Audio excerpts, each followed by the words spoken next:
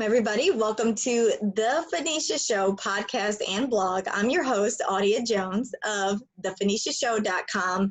Be sure to follow us on Instagram and YouTube at The Phoenicia Show. So it's TheFanesha Show, SHOW on Instagram and YouTube. And you know what? Today we have an amazing guest, and it's so funny. The first thing I thought of, Keandre's over there smiling so hard. I'm like, he's one of those cousins that you can't sit by at the family reunion because you'll get in a lot of trouble. Like that's Keandre. So before we get started, just so you have an idea of who we have on the show today, but our show typically focuses on politics, culture, and community. So the guest that we have on here today, Keandre, we're going to dive into what he does, into My Southern Brand.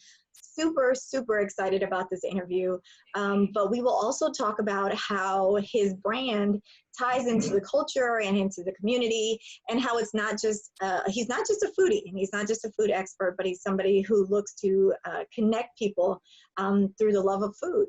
So without further ado, on this episode, our very special guest, I'll tell you a little bit about him, is Keandre Jordan. Everybody give a round of applause if you are at home, wherever you are, to Keandre Jordan. Yay!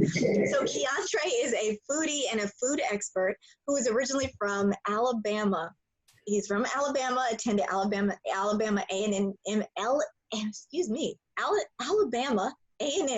University for engineering, and transitioned from an engineering major and an engineer into somebody who does what he loves, which is talking about food, and not just any type of food, but Keandre's brand, My Southern Brand, actually focuses on minority-owned businesses and the ones who serve large portions, which is what we love here in Texas. You know, bigger is always better. And if any of you guys are out there right now and your stomachs are rumbling, you don't want to go somewhere with the little itty bitty portions. You want a good size. So without further ado, Keandre, welcome to the show. Thank you for being on here. We are excited. Thank you for having me. Yes, thank you for having me. Thank you for the introduction. We're going to work on you saying my school's name. You know it's an HBCU, so you know how we are about our HBCU. Hey, don't do me. Let me hit a rerun real quick. The Alabama A&M University, hailing all the way from there. Keandre Jordan. Is that better? Yes, that's better. That's much better. You got to put some respect on our HBCU. Oh, you already know. I went to HBCU law school, so I have nothing but love for HBCU. Yes. So, Keandre, can you tell us we're going to dive right into it. I mean, there's no sense in holding back. So tell us how you got here. Tell us how you got to My Southern Brand. And for all of you guys who are trying to figure out, who is and what is My Southern Brand, if you pull out your phones, go to Instagram, go to Facebook, you can type in My Southern Brand, very easy, MY Southern, SOUTHERN brand, BRAND. But tell us how you got there. Yes, so again, of course, from Alabama, graduated from Alabama A&M University in 2014 with a degree in engineering. Went to school for free, no student loans, so I'm happy about that. Awesome. So I moved here to jumpstart my engineering career, and there's been a battle due to oil and gas, being the scapegoat for Black people in corporate America. And so due to all of that, I say there's something else that I can do, to be able to give back to God's people. That's what we're on earth to do, to make sure that we take care of our brothers and sisters, and also to do something that I love. And so I love my Black community. I love Black people. I love everything about it. Even with the adverse. Well, however you say it, where I'm getting tongue-tied, but I have a speech impediment sometimes. But okay. all of the cons that we go through, Right. I still love it, and I love food. Being a Southern guy, We pride ourselves on our food. Everything that we do is revolves around food. So merge those two together. It's like, I have something here, and then on top of that, our culture, Black culture, is our food. So it was just something I would say that the people needed, especially being here in Houston that has such a large Black population and Black culture. That was something that was really lacking in Houston. As far as like the food bloggers scene, they're like a shitload of food bloggers, but ain't nobody really looking at the Black community, which pretty much is, I would say, it's making Houston go round and around. You know what I'm saying? Yeah. It controls, the Houston market. So ever since starting that, a lot of people have been following me because they said, okay, well, this is what has been needed for so long. And I've been here, natives telling me that, hey, I've been here for all my life. I've never heard of these places that you post. So yeah, it's definitely needed in this community. So that's why my Southern brand, was started, and it came just from seeing something that, finding a niche and just honing in on it. And so, and that's perfect. I love that. I love your story. And we're going to dig a little bit more into that. So I love the fact that you actually, were able to find a niche in something that's such a huge category. The food category is so huge. Now, let me ask you, I know people are sitting back there, they're wondering, and we'll get into that a little bit later, but we will definitely explore going from an engineer to a foodie or a food expert. We know you got pushback because, you always have the parents, especially the generations that have come before us, that are like, you got to go to school, you got to become a lawyer, doctor, engineer, and go and get your 9 to 5. But we'll talk about that a little bit later on. But let's talk about the foodie scene. Like you said, being in Houston, we are the #1 most diverse county in the United States. We're the 3rd largest county in the United States. And I think you're right. There are a lot of brands out there, restaurants, that weren't getting the looks of the ones that you're finding. Now, your niche has specifically brought you a very, very affluent or a big platform on social media. I mean, you are really doing it big. Hats off to you. So of course, we're here to pick your brain. So tell us, what was your secret behind #1, pushing through any doubts that you had received when you first told somebody, hey, I'm gonna start this food blog and I'm gonna focus on minority businesses. Tell us, what was your your mentality when you pushed through that? And then #2, what are some of the tips and tricks that you used in order to continue to build your audience to the platform where you are now on both Instagram and Facebook for My Southern Brand? Yeah, those are good questions. And so I'm gonna be real. That's what we want. I'm gonna be real. So for me, I have a lot of self-doubt from, again, like my story being in corporate America, dealing with us. They have been, when we get to a certain level, we forget about the ones that we need to hold our hand and pull up, and so I within that, I just felt like I just wasn't qualified, that I was inadequate. I felt like there was a lot of self-doubt and a lack of confidence. But one thing that I do well is connect with people.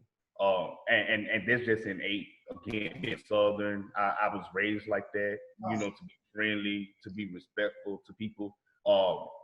So starting the blog was not, I would say, it wasn't hard. It was just something that came off naturally from a people perspective and from a food perspective, because everybody knows that I love crawfish. It's not my favorite food, but I love crawfish, especially the ones that is. Say what? Is that the start of it? The crawfish? Yeah, the crawfish, cause people know that, like, I can't stand when they put the stuff on the outside. I can't stand it. Okay. I like the Cajun style crawfish where the season is actually in the boil. Not all that throw up looking stuff on the outside. Okay. And so one of my friends, we in a group meet, and he was like, "Bro, why don't you just start a blog?" Because everybody always asks you, where to go for good crawfish, and sometimes they ask you where to go for some good food. Okay. Well, maybe I can be able to transition my personal page into a food blog because I already had over 2,000 followers on my personal page. Okay. So I just started adding food to it, and kept adding food into it. Then I just took my personal stuff off, and then started being more personable in my actual story. So if you want to see me, if you want to see the real me, go to my story. So yeah. So and then I just kept going, and so I remember I went to the Shape Center, and there was this lady who was frying fish. And so I met her, and so I explained to her, what I was doing, because at first it was just going to be minority, just all minorities. And I don't like that word to describe Black people because I'm Black, I'm not a minority. So I tell people that all the time because it's a big difference. And so I told her, that I was doing minority-owned restaurants. She said, "Oh no, you need to open it up to other races." And I'm like, I kind of said that, that's what I was doing. But then at that moment, I said, you know what? I'm just only going to do Black owned. Okay.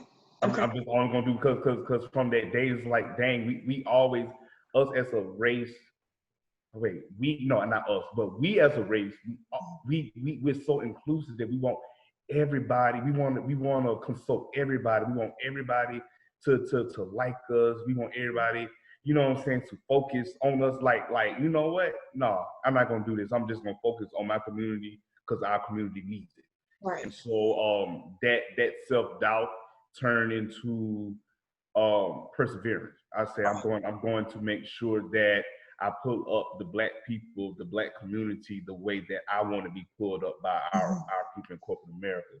So within that wasn't bad. Like again, that self-doubt turned into, okay, I got this. All I needed, I needed that lady at the Shape Center to say what she say in order for me to turn that light bulb on, in the twinkle of an eye. And not to cut you off, but essentially when she said what she said, and it's very interesting. I will say that the individual who said it actually was at the Shape Center, because if anybody is that is watching or listening that is familiar with the Shape Center, is a predominantly African-American cultural center. And so let me ask you a question. Now, when you use that, you said it with a smile, but of course what she was doing, it was a negative, right? It was a negative. She was saying what you were doing was too specific, it was too niche, and that you needed to go ahead and open the floodgates, right? Now let me ask you, as somebody who had been reviewing food or giving suggestions to your friends and family members, what was it that you noticed where either Black-owned businesses or African-American owned businesses were getting the short end of the stick? But of course, you being the foodie, your taste buds were telling you something different. Like, hey, they should be in the top of this list, and I'm not finding them in these publications. What was the first cue for that for you? Unfortunately, I was like, it shows that we are kind of comfortable in the oppression. And I didn't realize that we were as comfortable in it until I said, something is wrong. Something is wrong, and it's still that pathology that society continues to follow, which is stealing from the Black community to be able to profit, to be able to create profit and to benefit them. And so like Papa Dough, or you have like BB's and other places, even like this hot chicken, but this hot chicken surge that came from Black people. Just being able to now not only put expose is kind of like it has a negative connotation, but to highlight Black food to everybody, I had to be a Black historian. So being able to tell people that, hey, this non-Black restaurant that's on the top of your list, that food actually came from Black people, and now finding the Black equivalent, or not really the Black equivalent, but the Black original of that non-Black restaurant that's at the top, and telling them, hey, this is where you need to go. Gotcha. So it's Yeah. almost like, hey, you're getting the duplicate, or you're getting something that's the copy when the Mm-hmm. original is a Mm-hmm. hundred times better. So how many how many restaurants had you tried naturally on your own before you got into the actual blogging scene? Ooh, I haven't thought about it. I actually lost count. Not lost count because there's so many, but Yeah. lost count because I never counted. But I Gotcha. know I was going to Wing Quarter heavily. Wing Okay. Quarter off OST. Yeah. Yeah. Um, I was going there a lot. Mhm. But once when I started digging into like the black food community, Mhm. um, like everything started coming. So many. I started tasting so many different restaurants. So now I did lose. Now I lost count in Mhm. that perspective because it's just a lot. But to Gotcha. answer your question, like I never really thought about it, but I know Wing Quarter was always at the top of my list. Okay, okay. Yeah. And then so let's move forward. So we want to know, and the viewers want to know, for people who are out there who are either just curious about it or maybe looking to start their own lane from transitioning from the corporate world, or if they just want to go straight in entrepreneurship after school. But what was it that had what were some of your tips and tricks, because with building your social media presence, because you have a strong platform, and the people who follow you, they know what they're following you for. And I think you had touched on it a little bit about the consistency, and I talk about food. If you want to see my life, go to the stories. But explain to us, like, what is the benefit of consistency in posting, consistency in the topic of posting and the subject of food, and then building that following. So building the following, that was like out of my control. Okay. Like seriously, because Instagram has this weird algorithm that changes daily. So if you're not on that on the good side, like the hurricane, it's a good side, it's a dirty Okay. side. So if you're not on the good side of the algorithm, then you won't grow as much. Mhm. But Instagram algorithm was on my side a lot, where I was getting like over 150 followers a day. Because Oh, wow. and I grew like over 40,000 within a year. And so people thought that because I grew so fast that I actually bought my followers, but Right. it wasn't the case. So I heard something. So being on the algorithm's good side, and then from a personal standpoint, just being able to be authentic.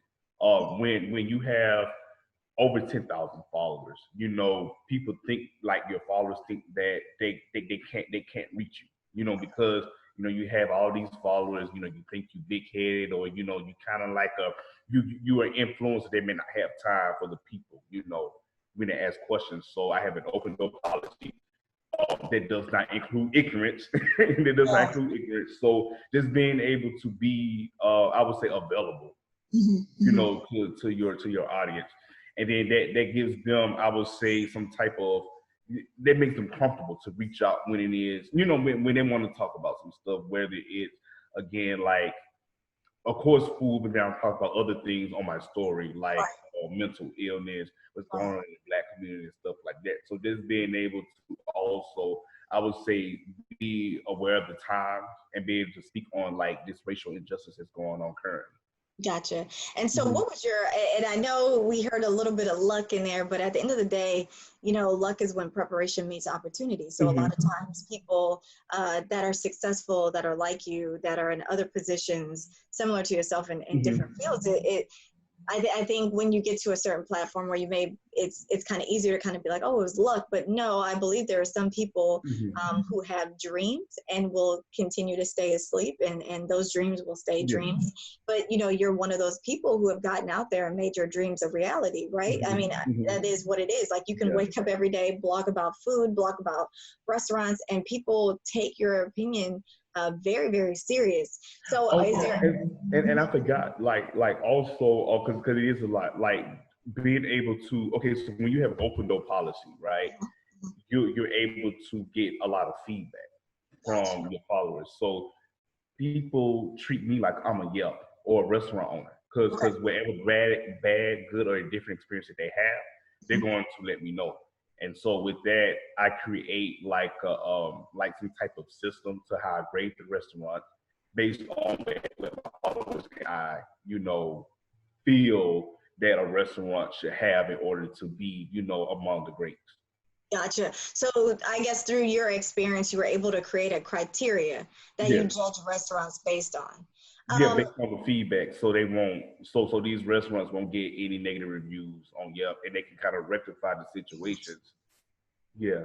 Gotcha. Because I know, I will say, I know something in one of your posts that moved me enough to contact you. And obviously, I'd already known you at that point, but there was a specific restaurant that you had talked about.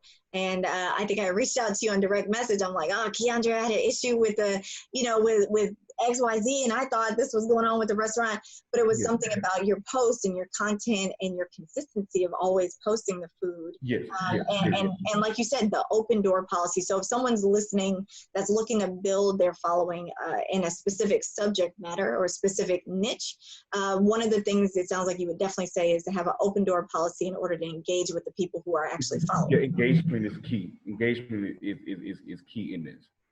Yeah. Mm-hmm. And what about as far as did you have a posting schedule? Did you have any type of schedule? Was there a certain number of times you post a day? Your stories are always lit all the way up. So when it comes to like actually posting on my page, I was like trying to find like different times to post. So I was posting like 6 o'clock in the morning, sometimes in the afternoon. But then I found out that, when people started to pay me for promotions, that I needed to really find a consistent time so that, when I post, people can be able to see it before lunchtime, before dinner time. So I post on the weekdays. If it's not if it's not a holiday, I post at 8 o'clock in the morning. Okay. Every time, every day. Not 8:05, not 8:10, not 8:15. 8 o'clock. Okay. 8 o'clock on the dot, and then it's weird. Then it's weird. On the weekends and on holidays that fall on a weekday, I post at 8:33. I don't know why. Really? Okay. So I post. I don't know the 33 part, but I know like I wanted to post late on the weekends and on the holidays because people sleep in a little later. Right. And now you said, I don't know about the 33. So explain to us, if someone doesn't know what the 33 is, can you explain what that is? So I was like on weekends and on holidays, if all on the weekdays, I post at 8:33. I don't know why. 8:33. I don't know why I post. I don't know why it's 33, but it should be 8:30, but I post at 8:33 on the weekends. Gotcha. Okay, so that's our 33. Now, besides the 8 o'clock posting during the weekday, what kind of schedule else are we looking at, or when can we find Keandre posting? So 8 a.m. We know Monday through Friday, Keandre's posting 8 a.m. on the dot, not 8:05, not 8:15. But what are your other times that you're looking at posting? And then what's the secret behind keeping your stories fresh, live, and always, the more you post in your stories, the more they stay towards the front of someone's storyline for them to click on. Okay.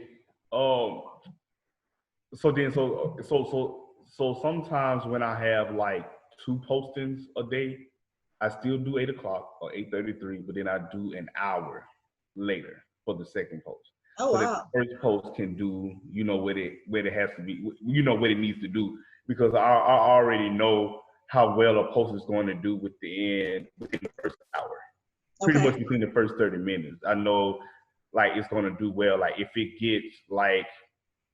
gets a certain amount of likes and exposure, I say, okay, yeah, this gonna do well. But if it's not, I say, okay, this is gonna be slow, because most if not all of my posts get to 1,000 likes and over 10,000 people seeing it or reach those 1,000. The impressions. The impressions. The reach. When you look at the analytics. Gotcha. And so I know a lot of restaurant owners and food vendors, when they come to me, they're like, oh, I want to see 1,000. I want to see. It's like, well, I don't have control over that. I don't have control of you getting 5,000 likes, but I know that Instagram consistently lets my post get to at least 1,000. Like, and 10,000 people reach. Okay, okay. And so I know you said with the whole algorithm thing now for the people who are starting out or when you were starting out with My Southern Brand, and again on Instagram at My Southern Brand, you built up Yeah. a phenomenal following. Yeah. You know, how were you able to mentally push through when you were getting, let's say, 1 to 2 likes? Because even if you have a 2,000 person following, when you were as an individual and you said you transitioned that page, how is it that you push through and say, okay, look, I don't care if I only have 3 likes on this, I'm going to go ahead and keep posting the Black owned businesses or certain foods? Well, see, at the time,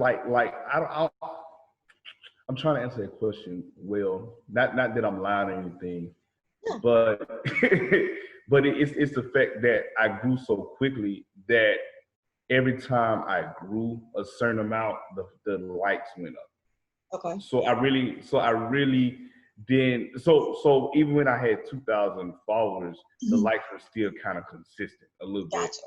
And then I also have to realize is that um me being my food blogging page compared to um a beautiful Black woman's page with the same amount of followers, she would get more likes because Instagram kind of Instagram has a funny way of describing things and exposing things to everybody. So she would get way more likes than I will, but as a food blogger, I'm still getting decent amount of engagement, for my followers. Right. Oh, so she may get 10,000 likes, where I may get 1,000, but they're still big in the food blogging space. And of So, course, but Instagram is weird. And you also have to look at is that everybody just don't eat the same thing as well, yes, too. that's what I was Everybody gonna don't say. eat the same thing and stuff. But again, it's still their algorithm. Because like, so I can explain the algorithm, and Instagram is on my Facebook now. Yes. And so you remember how like I will post at 8 o'clock, you will post at 8:05, somebody else will post at 8:10, and you will see it in chronological order. Yes. I don't know if you remember that you will see it in chronological order. You just scroll down until it's done. The timeline. So what happens is it's not in chronological order anymore. It's like it's in the order based on what you like. So I see what you're saying. know, if you like shoes, if you that shoe blogger's post will be the first thing that you see when you wake up in the morning. Understood. Can you hear me? Yep, I can hear you. It broke up a little bit, but we're good now. Okay, yes, I'm sorry, because it said the internet connection is unstable. So my apologies for that. Okay. So the shoe bloggers post would be the first thing that you see because that's what you like. You know what I'm saying? Whereas like if everybody who liked my food post, that would be the first thing that they see. Gotcha. So it's just Instagram is just real funny. Gotcha. And then I think then also because I have a business page, Right. Instagram has different types of pages. You can have business creator. No, I have a creator page, business creator, or personal page. So I think the personal page gets more exposure compared to creator or business page because you're pretty much advertising your product for free, and Instagram wants you to pay for stuff. Gotcha. Yeah. Gotcha. Yeah. So let me, before we're about to head into the first break of our segment 1 and head into segment 2, where we'll get a little bit more personal. But one of the things I want to bring us out on is when we talk about the blog. We have. We're in 2020, when we look at people's reading habits, I know COVID, I would assume more people have started picking up books now, right? Because you get so tired of the television, I would assume. But what made you think to start a blog? Oh, okay. I know a lot of people would be like, well, people would rather watch it on a vlog or a vlog or, a video blog. But what was it that drew you to actually starting a blog? And then do you think that blog is what helped also continue to propel your brand? If you were to not have had that blog, do you think it would have been as successful as it is now? Okay, so I thought you were going to ask, do people read? They reading comprehension. Well, that was a nice way of asking it. Do you think people read? Do you think people are reading that blog? People don't read, and so but I get back to that. So I actually have a blog on a website, mysouthernbrand.com, and so I was really right because I like to write. You know, I'm people used to say I sound like an intelligent slave. I will not. Because I'm country. I don't know if Alabama A&M. Oh no, it's not Alabama A&M. No, that was like in high school because I'm real country, but I can write. I can write, use big words and stuff like that. It's almost like they say like amputee when they cut off one, not cut off, but when one limb is off, some senses and the other limb gets strong. So because I'm not a good speaker for real, I can write really well, and so I enjoy writing. I enjoy describing things, and so like I would write on my blog like a lot, and so I kind of stopped doing that to focus on growing my Instagram. Gotcha. And so people just started to flock more to my Instagram, and living in these times, people want things instant. Exactly. So they won't read a blog because I was going in. I was typing. I was just being very descriptive. But then even like, and then when I went to my Instagram, I would put like a little, some captions and stuff. People still asking me, "Where is this at? How y'all post? Do you cook?" And so people just don't read. They're more of a visual. People are more visual. Right. So if they see it, then they'll stop. Gotcha. Yeah. Now, but so you focus more of your energy. So even though you do have a blog, so my Southern Brand is www.mysouthernbrand.com. You guys can head over and check out the site. But you focused a lot of your attention. You saw where it was really picking up. It was that instantaneous piece, which was the Instagram. And then you just honed in on that and continued to build that platform. Yes. Right? So just building that. So I'm eventually I'm going to go back. I'm going to go back to my website to add different things to it. But I want to just continue to see what Instagram gets me in. So I don't know without the growth of my Instagram, just my social media presence in general, I don't think I would have gotten to like to even have this interview with you, because people just want to know, how did you grow your page so quickly? Just faith. And and it's not fake. I mean, it's not fake. Like I said, I mean, you can very much see as you go to your page is how engaging your community is, and then how well respected your opinion is as far as restaurants and brands. Like I said, anytime in our household, it's time to be like, okay, well, we're going to go eat. I will always go to your Instagram and be like, okay, I'm like, here's the list. We can go to that place. Oh, I didn't know that. And, my husband will say the same thing. And I'd be like, okay, perfect. Let's try them today. But before we're getting down to the end of our first segment. And so, we're going to move into segment 2, where we'll talk about a little bit more about your upbringing and what it really means to be a foodie, and how that played such a large role from you transitioning to an engineer to being a foodie. And then for our entrepreneurs, that second piece is really a piece for our entrepreneurs, because entrepreneurship is not easy. And the thing that connected me the most to Keandre when I first met you was the real side. You'll meet a lot of people that are successful and they're like, oh, it was easy, did it overnight. Or you feel like, but a lot of times that success is almost like the tip of the iceberg, where people don't see all the work that took place underneath. So we'll talk about that in segment 2. But before we wrap up segment 1, of course, you're going to have to let the people know, how is it that as a foodie expert or somebody who focuses on a niche field in the food scene, especially here in Houston, how is it that you're able to drive income or make money? Because this is your full-time job. This is your full-time occupation. Let me put it like that. Oh, God. That's a tough question.